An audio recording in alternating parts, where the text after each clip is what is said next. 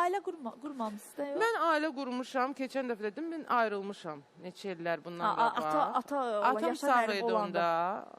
Atam mənə onda ailə qurmağa yəni icazə vermirdi o insandan, amma mən dedim ki, yox, mən bu insanı sevirəm. Yəni çılğınlıq vaxtı. Dedim, mən bu insanı sevirəm. Tanıdığımız insan idi? Yox, yox. Çox başqa bir sahədən, başqa bir adam. Heç kaş onu tanımazdım da. Amma həyatda heç nə, o deyir, insan nəyi sevir, peşman olmaqadır. Amma mən həqiqətən də peşmanam ki... Ayrılıq dönəmi atanın sağ olan vaxtına düşdü. Bəli. O o istəmirdi. Yəni, mən ümumiyyətlə bilirsiniz necə, mən həmişə dedim ki, mən ailə qurub ayrılsam, mən özümü öldürərəm.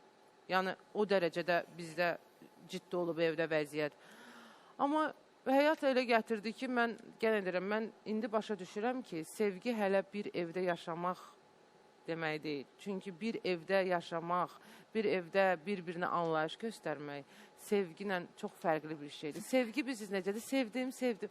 Amma yox, mənim indi yaşım var da, bir bəlli yaşım var. Mən indi sevgi axtarmıram Zümrüd xanım. Mən indi istəyirəm ki, mənim həyatımda elə bir insan olsun ki, nə bilim, ata qədər əzizləsin.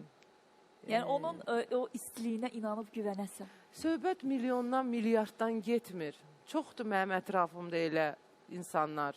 Amma mən pul xatirinə kimlənsə sevgi yaşaya bilmərəm. Bu mənim xislətimə aid deyil.